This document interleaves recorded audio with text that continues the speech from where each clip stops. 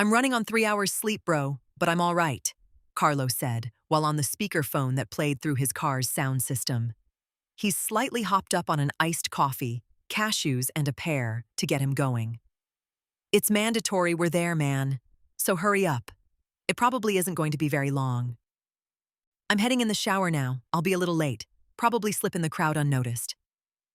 Francis, how is it I was up part of the night and still on time, but you slept a good 7 to 8 hours and late?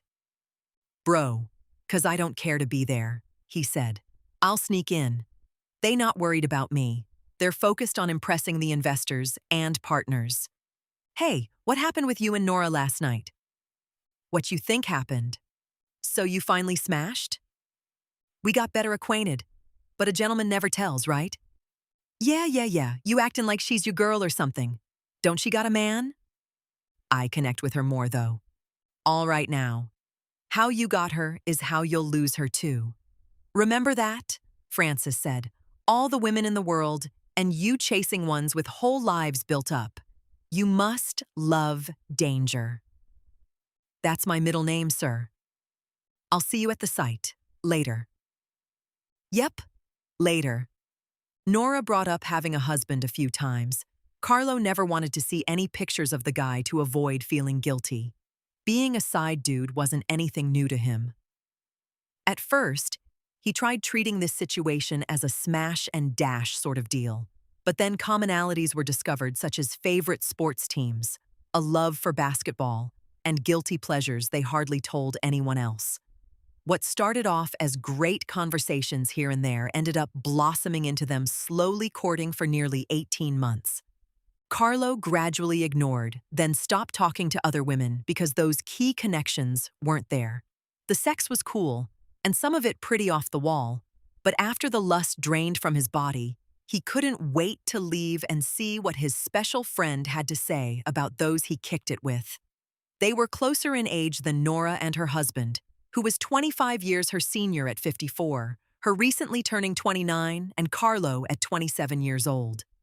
The age and financial differences played a part in this. Nora felt obligated to stay since Douglas invested in her dream of commercial real estate development. She went to graduate and real estate schools on his dime. When she needed someone with good credit and a decent net worth to raise funds for her first project, Douglas made it his mission to support this cinnamon-skinned mogul in the making. His connections in the finance sector as a trading house co-founder, guidance, and decisiveness filled a gap reserved for a father figure since her dad passed away in prison when she was small. Douglas was one of the few black men with such pull, looking up to men like Reginald Lewis. As he talked with this ambitious assistant in his financial wealth management firm, he grew smitten. Nora reminded him of his first wife who died while giving birth to their third child. She was tall for a woman at around 5 feet 9 inches and shaped like Dorothy Dandridge, a classical beauty from 1940s and 50s movies he saw at summer matinees growing up in the 1960s and 70s. Nora never missed a detail and worked longer hours to make sure Mr. Douglas James got things done early. Nora's mother was a middle school dropout who worked menial jobs and did the best she could by instilling good morals and work ethic into her daughter. Her mom was the lead housemaid for a private hotel for years, prior to Nora convincing her to retire early after Nora made $17 million from her first big deal. She did this before her 27th birthday. This was another reason why she liked Carlo so much. He and Francis, both high school homies, took over Francis's parents' security company after they completed military service. They did IT work while in the U.S. Air Force, so they not only supplied manpower, but offered to upgrade a building's surveillance systems as well. Carlo's wanting of bigger clients and a gained ability to sell won him Nora's personal cell number.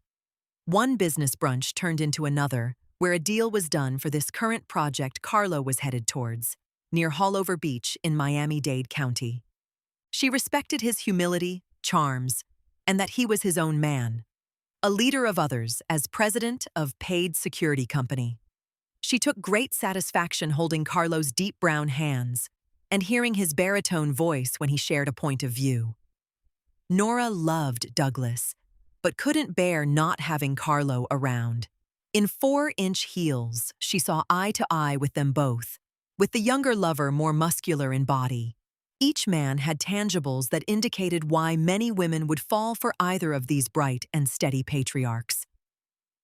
Before last night's late-night rendezvous at the Lowe's Hotel on Miami Beach, Nora gave him his first luxury watch at a bar on Coco Walk in Coconut Grove.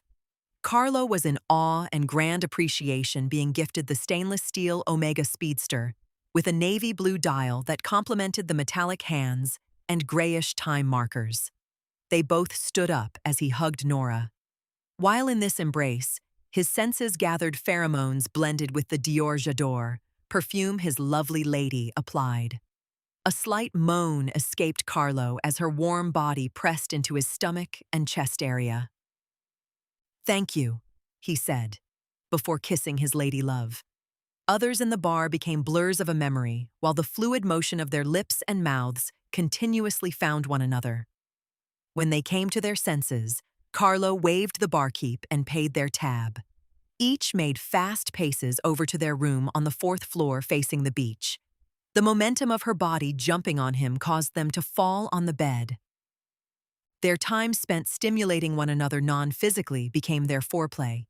Saliva from his tongue glided on her bosom after Nora sucked on Carlo's neck. Her wet warmth commanded that his thrusts remained loving. They exchanged emotional signs of trust while face to face. "I loved you since our first date in Miami Lakes. And I need you in me always," were some of the confessions made. When they finished, each were covered with one another's perspiration. Just before 3 in the morning, Nora left for her penthouse home she shared with Douglas near Golden Beach. She knew he would be sound asleep until 6 a.m. Carlo had the foresight to carry an overnight bag with a spare business casual outfit, shoes, and other essentials. Francis J. Pade of Pade Security Company. "Here you go," said the guard at the parking lot across from the construction zone. "I don't think they started yet. I didn't see Mrs. James Edwards's car pull up." "Excellent. I'm still on time," he said while placing his name tag onto his shirt. "It's 9:17, so they should get going by 9:30 to 10 o'clock. "That's what it looks like, sir," the guard said. Francis pulled out his cell and called Carlo, who gave him instructions on where he was located on the site. Carlo saved 2 honey-glazed crullers and a bottle of water for his homie, figuring all the donuts would be the first eaten from the refreshment table. It was a bit breezy, so he covered up the confections with napkins, which prevented dust from landing on the treats. The 2 men stood in the rear of the crowd, totaling 193 in attendance, along with investors and other partners. News reporters, city and county officials were there to either be a witness or give a speech. Carlo Xavier Manning. "Why'd you put your whole name on your tag? And thanks, bro, with these snacks. I'm hungry." "Ain't nothing, but yeah, I wanted to be professional. You got your family name on the business, so I gotta stand out somehow." "You sure you don't need to put Mrs. Carlo James Edwards Jr. on there?" "Oh, so you funny now," he said. Speaking of Nora, she hasn't shown up yet. It's only some guy in a gray suit and pink tie, looking like an old-school player on Easter Sunday, up on stage. She's probably waiting until 9:30 to 10, giving us late-comers a chance to show. Unless you rocked her to sleep with yo dog ass. Hope I didn't cause she needs to hurry. It's already 9:35. I should try calling her something. 9:45 was when Nora James Edwards graced the podium, face made up flawlessly. Her naturally loose and curly black hair from the night before got placed into braids that wrapped into a neat bun behind her head. Covering Nora's upper torso was a pink blazer with the sleeves rolled up, as if she were the site's foreman. Underneath the blazer, a purple sleeveless sheath dress that reached her knees in length. Her 3-inch pink heels had purple bottoms and detailing around them. A set of white gold and pearl earrings with matching pearl necklace gave Nora an added touch of class. "She must have had her hairdresser and stylist on standby," said Frances. "Yeah, because we went all in for a while. Her hair wasn't neatly packaged like now." They took a tour of the site after putting on white hard hats. While doing so, near the two friends was the guy in gray with the pink tie. He asked a ton of questions as they went along. This guy must have invested his whole life savings the way he's interrogating Nora and her board members, Carlo thought to himself. He gotta be a first-time investor. Standing shoulder to shoulder by the guy while on the site's elevator, no name tag was visible. So Frances and Carlo gave the inquisitive man a nickname which closely matched who he favored. "If Stanley from Friday doesn't shut his ass up with these questions, I need to get back to the office," Frances said. This thing was supposed to wrap up an hour ago, but this man wants to see floor plans, the history of the soil samples and everything. "Hey, if you gotta go, I'll handle it from here. You showed up, Nora saw that you came, and she'll understand. You're a CEO, and your time is money." "Bet. I'll catch you later then. I'm meeting with those folks from that gated community in Kendall that's changing management. Wish me luck." "Yeah, fam. Go and get that," Carlo said, while giving Frances some dap. "And try not to get caught up with your girl. Y'all stay having long conversations like church grannies after service." "Whatever, man," Carlo said with a smile. "We also gotta go over the blueprints of this building again to figure out the wiring layout for the 17th floor. The contractors need our input by next Monday." "I got you, Poppy." 45 minutes after Frances drove away, Nora and Carlo were face to face by her car. They made dinner reservations for 9 that night to celebrate the press conference and show an appreciation for what transpired earlier that morning. They hugged, then kissed each other lovingly before going about their scheduled days. When 7:30 in the evening hit, Carlo made his way home to get ready. He called before leaving his condo to confirm if all was well, and pulled up to Ruth Chris 10 minutes early, and waited out front for Nora, who arrived minutes afterward. "I feel so flattered and honored about what you did just now," he said. "What did I do?" "You don't see it?" "See what? What are you talking about?" "The fact that you're meeting me here is more important than your site tour and press conference this morning because you're actually on time." "Shut up. Open the door," she said laughingly. They entered, sat down, and looked at the menu.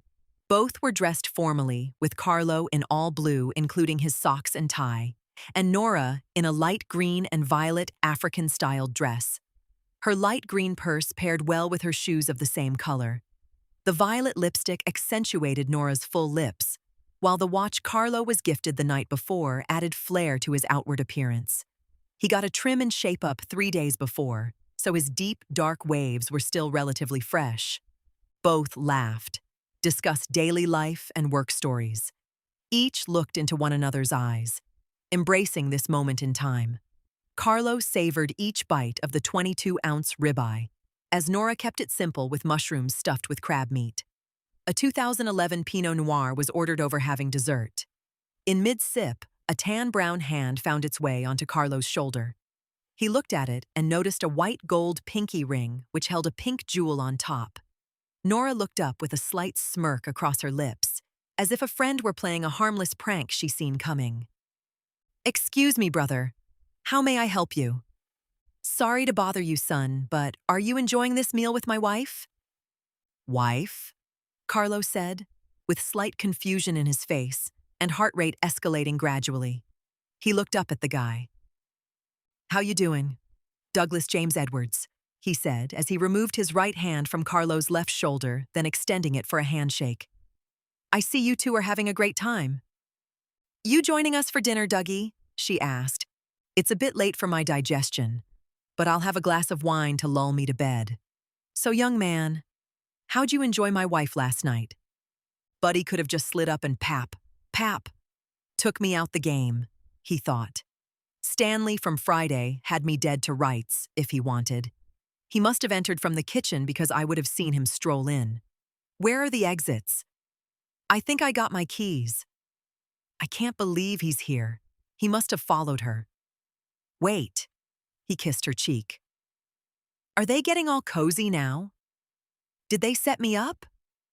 Ain't this bout a bitch? They got me. The waiter seated Douglas next to Nora's right side, in between the younger lovers. As he sat down, Nora placed the glass of wine she drank from in front of Douglas. Carlo looked to his right, figuring an escape route past a family seated at the table a few yards away. He also didn't want to look Douglas in the eyes as of yet. Not out of fear. Only focused on making an impromptu getaway, and hopefully without having to defend himself from physical attacks. Douglas, soon after sitting, instructed the waiter to refresh whatever red wine was served in this, as he tapped the glass. Once finished ordering, he set eyes on Carlo with a whimsical smirk upon his mug. You can breathe now, son. Hang loose, he said jokingly. You're looking round like you're about to do a 4 flat in the 40, which would be a waste of energy, when all y'all would do is get back to each other. Unless I'm wrong? Come on, man. Stop looking over there and relax. Carlo reluctantly turned his head over into the couple's direction, moving as if a horror movie character was over his shoulder, ready to eat his face. Carlo chose to tilt his head downward while looking up with his eyes. He finally viewed in full Nora's main man, but quickly diverted attention to the napkins once Nora was about to speak. She got cut off abruptly by Douglas, who paused for a second, recognizing his wife had something to say. Sorry, honey, go ahead, he said. No, it's okay. No, he's your friend, so talk to him. Tell him what you have in mind, he said, before a slight pause occurred between the two. I'm sure this is all types of awkward for you, and I'll try to communicate this clearly. Carlo, I want you to pay attention, please. Hear us out, especially me, she said seconds before reaching over, putting her hands over his. As she rubbed the top part of his right fist, Carlo moved his attention from the napkin onto Nora's smooth fingers on well-manicured hands. Her touch caused his shoulders to slowly decompress and take a quick breath before slightly nodding his head and then looking into her pretty brown eyes. The young brother grew anxious, yet attentive as to not misunderstand what was on Nora's mind. Though he felt ambushed, this intimate gesture between them was a comforting safe space for him. I've grown to love you over this year or so. We've gotten close, to say the least. And I'm not too sure if you thought I was going to keep you on the side, in the dark, feeling the thrills of possibly getting caught. But I felt it was more for you than just that when you cut off other women for me, and always made time. All of these qualities, your intelligence, maturity, and ambition to say the least, are what I need in my life more than ever. You both are special to me. You get that? Okay, he said bewilderedly. Son, I'll try giving it to you straight. I want to see my wife, and your girl, happy, he said as Nora returned upright in her seat. With a definite look of confusion formed, Carlo focused on Douglas, who reached for the glass of wine to take a sip. In the middle of placing the noir onto his palate, the elder gentleman sat up as if ready to make a sales pitch. Carlo's nervousness died down since he sensed the couple needed him. Yo, I hope they're not trying to make me some kind of sperm donor. That would be messed up if she got me all open for something wild like that, he thought.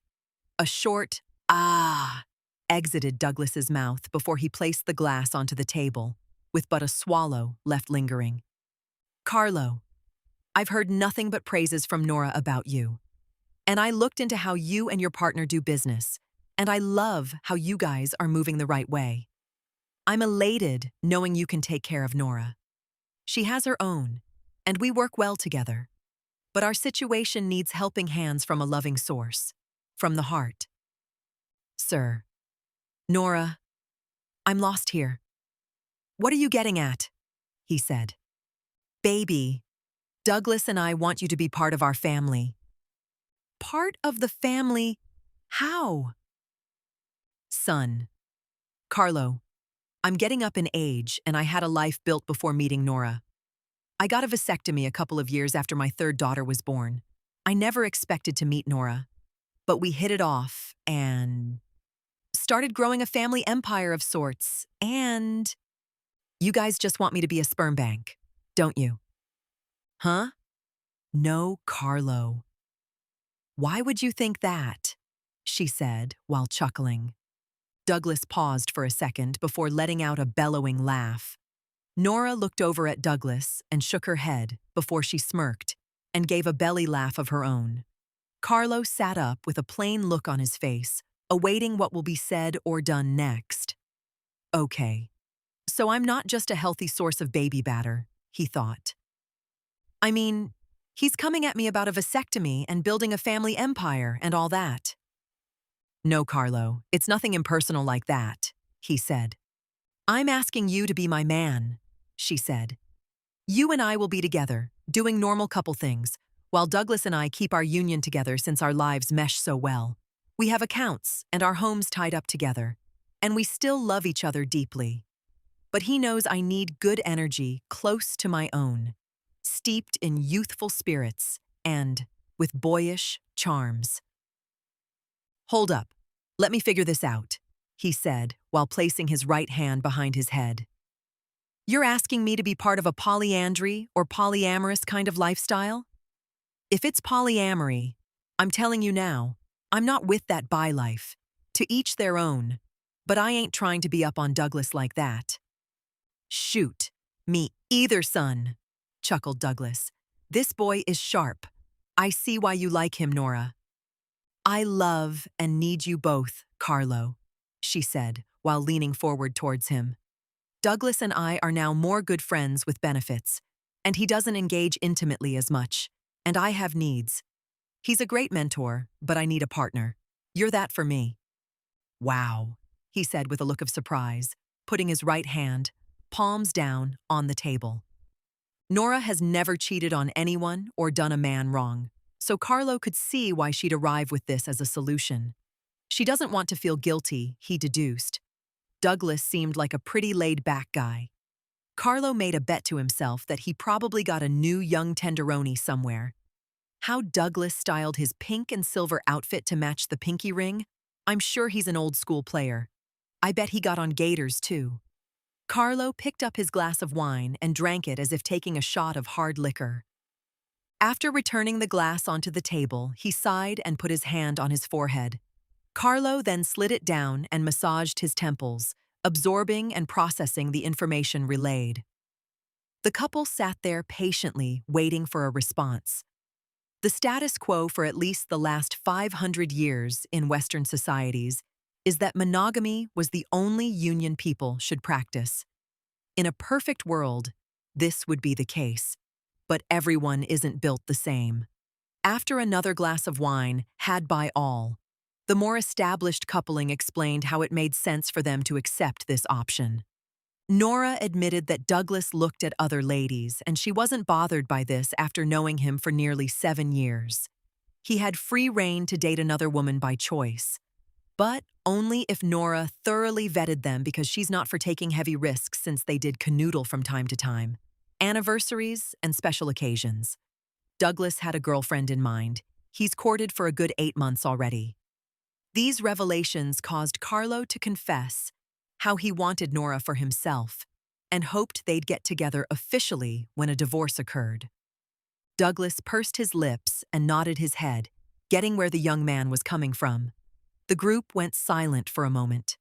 Douglas looked at his glass, taken aback. Carlo put his right hand on his forehead and rested his elbow on the table as if he had a sudden headache. And Nora cleared her throat, then excused herself to escape the tension. She went to the restroom. The two men sat in silence, each wondering who would speak first. Nora entered the restroom and went into the stall furthest from the door. She sat on the seat, trying to figure out the next course of action while emptying her bladder. I might have done this too soon. Oh my God. Carlo wasn't ready for all this. I thought he was, but I got it wrong. Did I lead him on? Yes, I think I did. Oh God. I hope he doesn't feel some type of way about me from here on. I love him more than ever, but I need that guidance and steadiness from Douglas, that reassurance and stability. I can't just let what we have together break apart. Carlo needs to accept this. I'm so nervous about what will happen when I leave this restroom. God, I hope they aren't fighting like some high school boys now. Nora began to sob at the thought of never seeing Carlo after that night. She wiped her eyes and folded her arms over her knees. She breathed in a meditative fashion, attempting to unravel her bundle of nerves in the chilly restroom. As she regrouped in the below-temperate lavatory, the two men sat nearly across from one another. Carlo slid his chair over further from Douglas once Nora was out of view. He then put his elbows on the table and clutched his fists together, looking at Douglas with a straight face. "So, you love her that much?" Douglas said in a way a father would ask their son. Carlo didn't respond, only kept his fist clutched and looked down at the table. The OG knew he had to play this right to avoid any disappointments. The last thing he would want at this juncture is to have Nora saddened by losing such a good man. "You had both your parents, right?" "Huh? Your mother and father, they were there for you?" "Yeah, to the best of their ability, they co-parented nicely." "Why?" he said. "I just wanted to know your stance on marriage since your parents did divorce." "It's obvious Nora gave you the full rundown about me, but I don't think you're qualified to be my therapist. I'm not aiming for that role. I'm asking a question to the man who means the world to someone I care about. So, what's your stance, my brother?" he said in a comforting tone. "I'll order another bottle of wine if you'd like, something sweet that sparkles, perhaps." Their waiter left for a bottle of Chloe sparkling wine. Douglas also instructed the waiter to check on Nora, stating, "She might be feeling a bit queasy for some reason." Carlo wasn't too sure what to expect. He hoped Nora would return soon and that things could wrap up. He didn't hate Douglas or dislike him, but he's possessive when it came to women he truly wanted in his life, especially ones that are spot-on wifey material. "Carlo, go ahead," he said. "I have nothing against you, Douglas. From the looks of it, you both are a team. Some may say you're a sugar daddy who made a great return on an investment, and that would be disrespectful as hell, knowing all the details of your marriage. My point is, why must I share a woman? And to answer your question, I still think marriage is important. My boy Francis's parents have been together for decades, and they're going strong.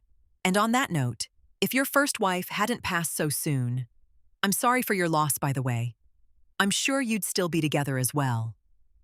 So yes, I put marriage as a commitment not to take lightly.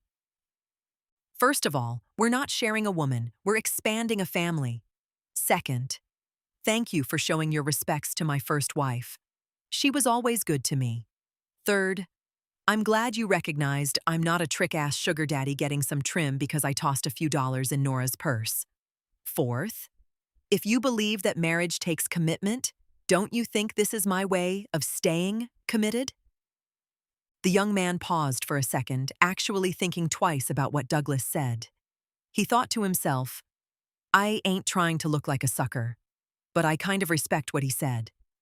He must love her to put up with all this, unless he's just trying to protect his assets if they divorced. Think he's slick, with his cool ass. You call that commitment. I say you're just trying to keep your assets from being divided. How much you stand to lose if Nora leaves you? 100. A good $250 million and at least 2 summer homes? Carlo, you forgot and a partridge in a pear tree, Douglas said while chuckling. Caught off guard for the second time, Carlo couldn't help but crack a smile while he shook his head. He wasn't aware of the old-timer's level of humor.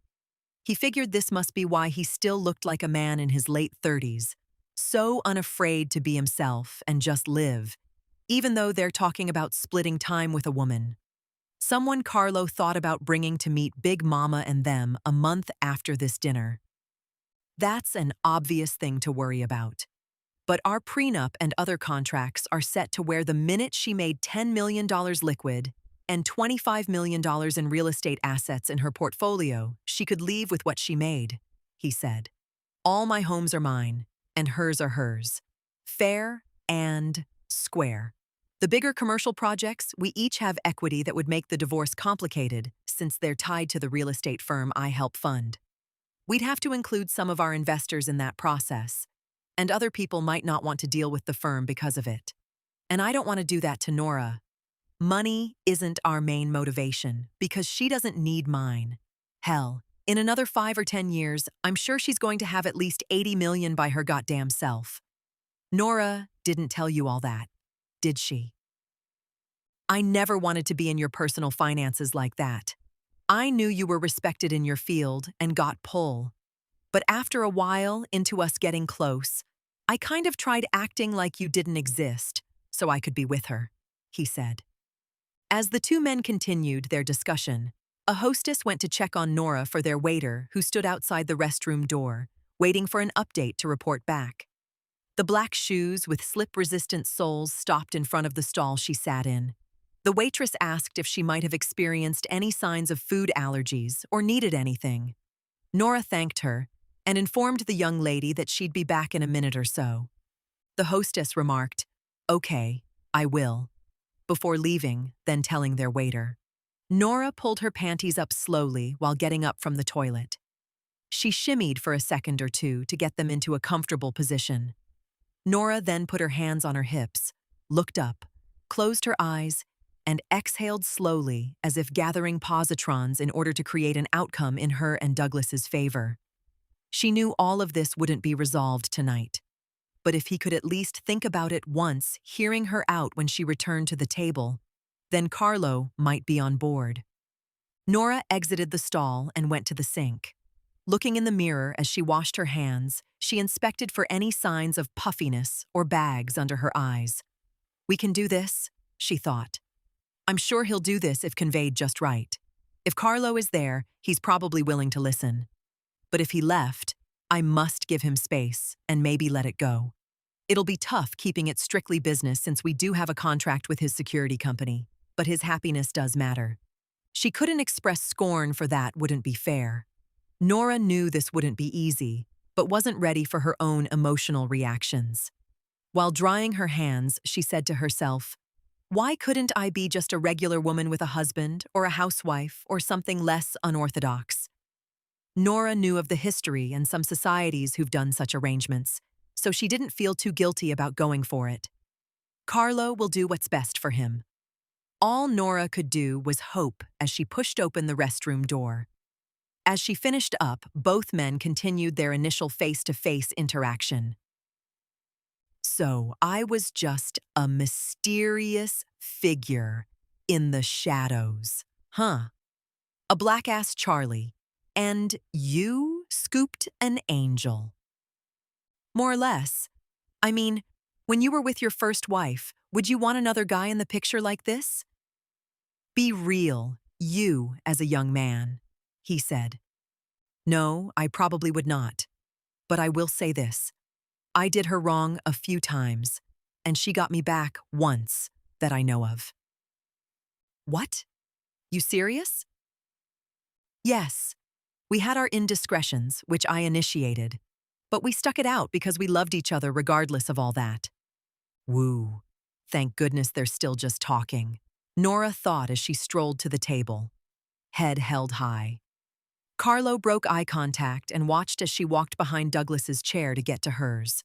Once seated, she looked up and noticed that the wine selection had changed.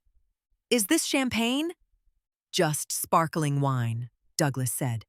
"Are we celebrating?" "Nope," Carlo said.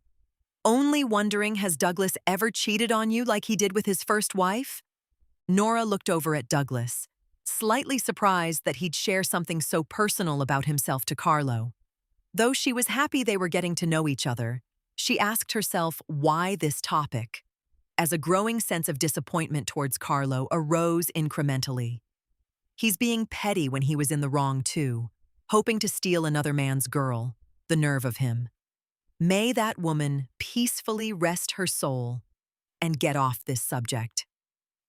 Okay, you guys became a sewing circle. Want to talk about bodies you've hidden or any other secrets? Addictions you kept quiet, she said. Or can you two get off this petty go-round, please? All right, Carlo said, while picking up his glass, then chugging down the pale gold vino. You've heard our proposal, and you naturally have objections. It's been a long day, and I don't want to drag this out any longer. So before we call it a night, I'll leave you with this to think about. If I was with you more, living together and everything, I will only visit Douglas a few times a year. And he's got a girl in mind. So what's to be worried about? My main concern is will y'all be getting it on or not? I'm sure 95 to 97% of the time, nothing will happen.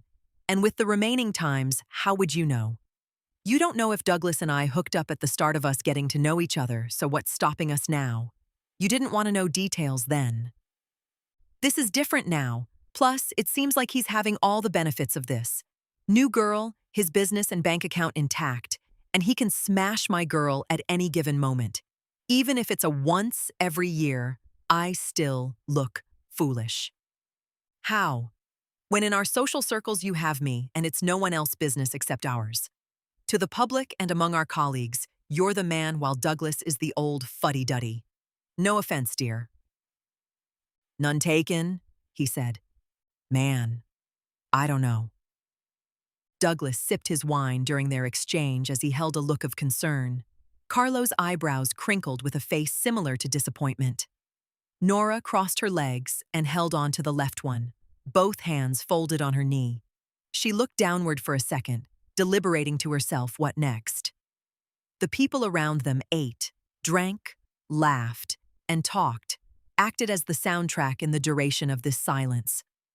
Okay, what if we mix things up sometimes? She said, which caused the two men to look into her direction. What do you mean? Yeah, what do you mean, Nora? Douglas inquired. In true businesswoman fashion, she set the terms. All the men could do was nod their heads in agreement when she suggested Carlo and her to have fun with a third party they would vet thoroughly. Douglas seemed appeased to only meeting with Nora closely every 2 years, and only when Carlo least expected it. He even added how messing with her would be least on his mind, which came off as him running game to Nora, but Carlo might have been in love enough for that not to register. Douglas excused himself to go to the restroom when his wife finished her statements, terms, and arguments. The 4 glasses of wine announced itself to the older alpha. Carlo felt the urge to go as well, but figured it can wait. He wanted to talk to his girl alone for a minute. The young bull pulled his seat closer to Nora and put his hands over hers. All of this is crazy to me. I'm not sure what I'm doing, but let me think about all this. You and Douglas came to this conclusion before this dinner, so I do feel ambushed and led on still.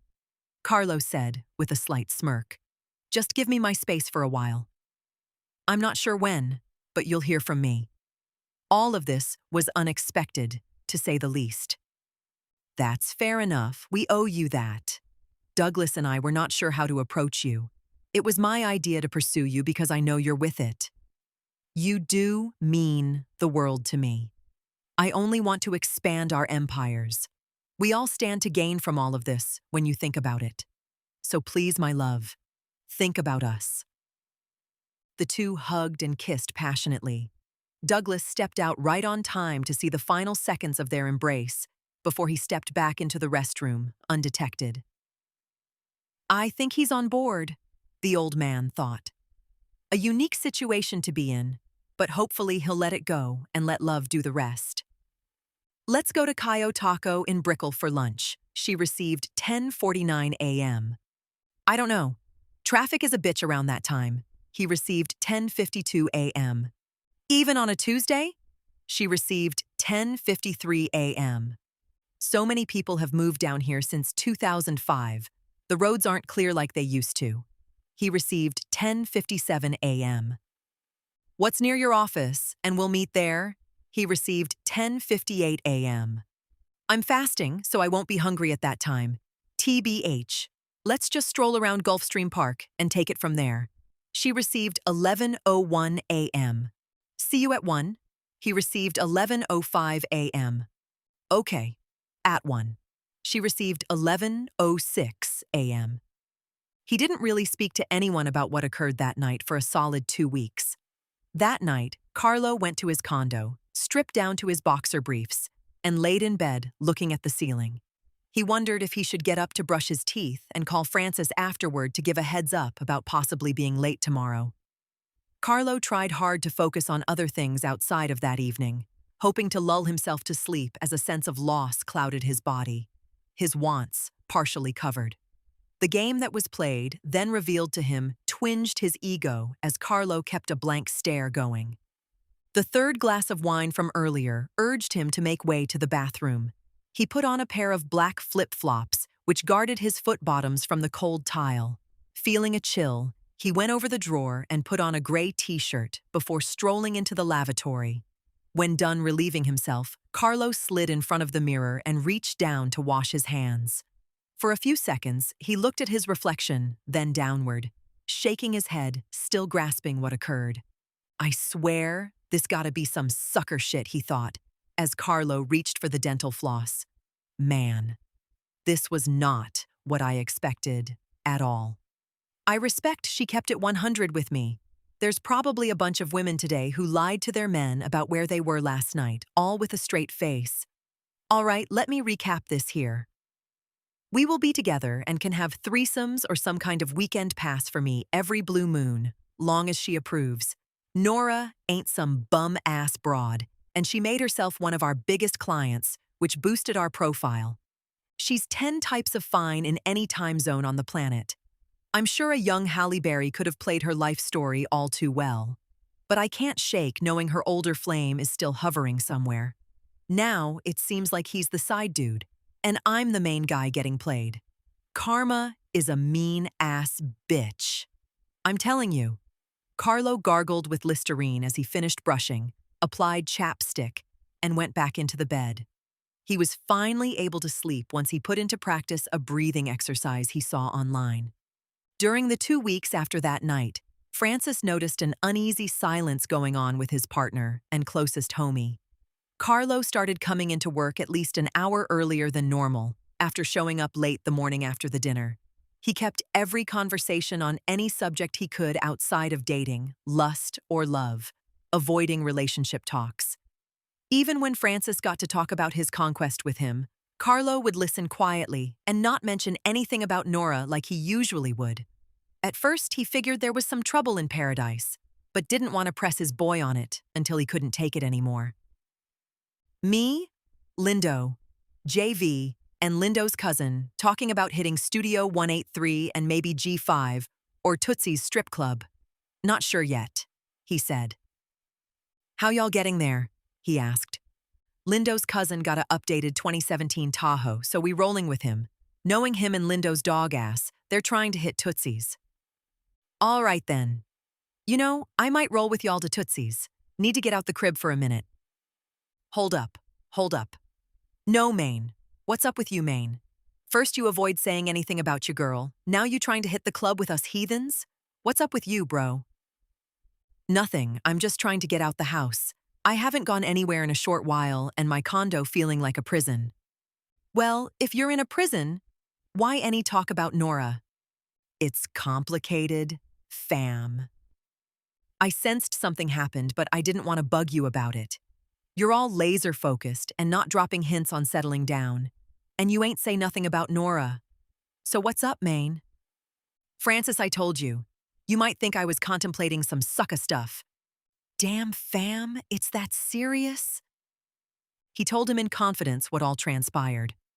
With each twist, Frances responded with a wow, nodding his head and keeping as quiet as possible to grasp everything Carlo recollected from the evening of Nora and Douglas's proposal. He thought long and hard for a few moments after Carlo got out his final thoughts on the matter. Frances was thrown aback. He thought Nora wouldn't be the type willing to juggle 2 men. Cheating on your dude was one thing, but to split time between 2 guys willingly wanting to be with her is some next-level player move to Frances. As a single man, he knew Carlo wouldn't even go for this option. But since it's coming from someone in love, he knew it must be cutting his boy deeply. The week following that night, though everything reminded her of him, Nora stayed busy, trying not to think about Carlo. Sometime during the second week, she checked her texts and phone log every other hour. The second half of that same month, Douglas asked about Carlo and wondered if the young man decided to give up without a fuss. "Nothing yet," was what he got in return the few times he inquired. "If it's meant to be, it'll come together." But whatever he could do to help, he would is what circled his thoughts. A few days prior to the text, they were all in one room discussing with others the status of the building's progress. Francis made uneasy glances at both Douglas and Nora, focusing on the budget and hoping added spending wouldn't delay their paydays ahead. Douglas kept his eye on the reports, but couldn't help notice how Nora and Carlo stared at one another. Look at them. Like two kids who miss playing with each other, but their parents are at odds. This ain't the Hatfield and McCoy feud, so I'm sure someone will make a move sooner than later. When the meeting adjourned, Nora whispered something to Douglas. In return, he looked over to Carlo, who witnessed their exchange. The older gentleman smiled, kissed her forehead, then headed out, as everyone gathered their items. Carlo sensed they were talking about him, so he followed behind Nora as everyone exited the building. Francis peeped which direction his boy headed, so he took a different route to his vehicle, figuring he'd catch up with Carlo later. "You're looking good today, boss lady," he said, while trailing behind Nora in the parking lot. "Is that so?" she said. "It's been a trying time, but I manage." "I can't imagine what could cause such suspense." "Me neither, Mr. Manning," she said. "I won't keep you long. I wanted to ask, could I come over tonight or tomorrow?" This exchange led to coffee and catching up with one another 2 days later, and then a bowling night double date with Francis and some cute chocolate sister he met on a dating app. They spoke, texted, did activities, and hung out like two close friends. It was almost as if they never split. When they met at Gulfstream Park, the couple found their way into a sports memorabilia shop, admiring the autographed jerseys of Hank Aaron and Willie Mays. "I realized something, Carlo," she said. "You never really gave an answer of what you wanted to do next." "What do you mean?" "About us. About our arrangement we offered you." Silence befell onto the young man, as his facial expression gave the appearance of being in heavy concentration. After nearly 30 seconds of silence, Nora's nervousness started escalating. Anytime a man has to think this long and hard, he's trying to turn you down nicely, she thought. I should try saving face now. "Carlo, be real. Were you trying to have sex with me once more before breaking away?" "Wait, what?" "You're looking perplexed now, and we haven't spoken or chilled together for a month before these last few dates. I hoped you had a clear idea of what you wanted by now," she said. "I'm having a great time with you, but what's all this for? If this is some last hurrah, I'll allow you this final touch and taste. But after that, we must part for good, because I won't be a friend with benefits scenario." Carlo seen that this moment of truth meant a lot. He weighed his options and wondered how it would be like. He looked her in the eyes, grabbed her by the hands, and kissed them before speaking his mind. "Simply, just having sex with you wouldn't solve anything really. So this isn't another notch on belt type situation." I paused because I'm trying to see if being with you means more to me than knowing Douglas is still there. I'm seeing if me loving you attacks my pride or forces my ego to reject this accord altogether. "So, what's it gonna be?" "Well, I'm not running anywhere. So I'll put it like this. Karma for what I've done with others might be in the form of us being together the way we are now. I love you too much, and we've got more ups than downs." "So, I'm your punishment is what you're saying?" "No, I'm saying I'll see how much of this I can tolerate. If seeing Douglas kissing your forehead, lips, or hand doesn't faze me like at the last progress report meeting, Because I know you got appearances to keep up, then maybe a future with you won't be too bad. And if you can't handle it, I'll let you know how I'm feeling. So do know I'm down to make this work, but only if things can move in a natural flow. Unconditionally, she asked. One hug, one kiss, and one date at a time, he said. Thanks for listening. Check out our books on lafemmelachey.com and across all online retail platforms. Be sure to like, subscribe, and follow us on all social media platforms.